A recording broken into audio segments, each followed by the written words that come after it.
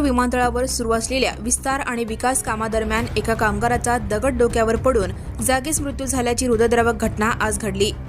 यामुळे कामगारांच्या सुरक्षिततेचा प्रश्न पुन्हा एकदा चर्चेत आला आहे।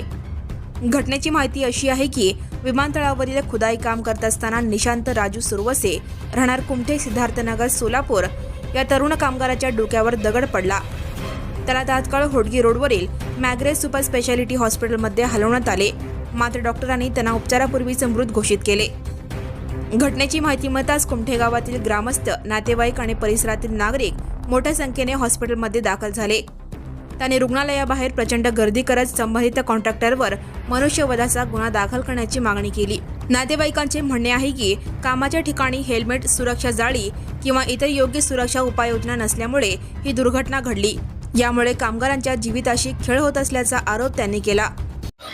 आज या ठिकाणी आमचे सिद्धार्थनगर कुमठे येथील रहिवासी निशांत राजकुमार सुरवसे, वय वर्ष 26, त्याचं आत्ताच नुकतंच लग्न झालेलं असताना त्याचा 1 वर्षाचा मुलगा आहे त्याच्या पश्चात, आणि त्याची आई आणि त्याचा भाऊ त्याच्या पोटाची खळगी भरण्यासाठी तो आत्ताच कामाला गेला होता विमानतळ या ठिकाणी। आणि ईगल कंपनी आहे, त्याचे मॅनेजर, त्यांचे कर्मचारी, त्यांचे अधिकारी, ते लोक सेफ्टीची कुठलीच उपाययोजना केली नसल्यामुळे हे अपघात घडलेला आहे। हे अपघात नसून ह्याचं मर्डर करण्यात आलं आहे, म्हणून त्यांच्यावर मनुष्यवधाचा गुन्हा दाखल झाला पाहिजे। आणि त्यांच्या पश्चात जे कोणी उरलेले आहेत, त्यांचा लहान मुलगा आणि त्यांचे भाऊ आणि त्यांची बायको आणि त्यांची आई, त्यांना नुकसान भरपाई भेटली पाहिजे। अन्यथा आम्ही सिद्धार्थनगरमधील आणि कुमठे येथील रहिवासी सर्वजण मिळून मोठं आंदोलन उभा करू आणि येणाऱ्या काळात जर ह्याची दखल घेतली नाही तर आम्ही कायदा सुव्यवस्था बिघडेल याची दक्षता आम्हाला न्याय मिळवून द्यावी, नाहीतर आम्ही ते कायदा सुव्यवस्थेचा विचार करणार नाही, असं तुमच्या मार्फत आम्ही सांगतो। जय हिंद।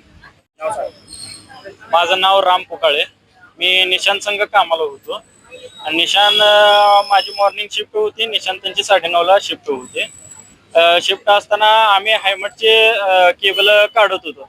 केबल काढत असताना मी वायर कापताना निशांतने म्हणले की रामभाऊ अजून एक सहाना जावा, कापूया दोघं मिळून म्हणलेले। अजून एक माणूस आलेला, त्या संग 3 जण मिळून कापूया केबल म्हणलेले। तोपर्यंत मी रूमची चावी आणायला गेलो, ऑफिसला गेलो। तोपर्यंत साइड इंचार्ज म्हणले की भाग तेरा 200 एकर आहे म्हणल्यावर मी JCB वाल्यापाशी जाऊन म्हणलो, आम्हाला विचारल्याशिवाय आमच्या पोरांना काही बोलायचं नाही म्हणले। नाही त्याला पहिला उठव म्हणले। मग मी जेव्हा बघितलं तर त्या हातावर दगड पडलेला, मी म्हणलं दगड काढा साईडला। मग आम्ही 4-5 जण मिळून EPD साहेबांची गाडी होती, EPD साहेबांची गाडी बोलवली, लगेच निशांतला गाडीत बसवलं। निशांतला म्हणलं, निशांत इकडे बघा, इकडे बघा। म्हणलं पाणी देऊ द्या का निशांतने नको म्हणले। नंतर डोळे इकडे बघा डोळ्याकडे। चौधरी त्यांच्या मांडीवर होते आणि बघत होते, मी पुढे बसलेलो। इथं कारवेकडे आल्यावर कारवेकरने म्हणले इथं आणा म्हणले मॅग्नस हॉस्पिटलला।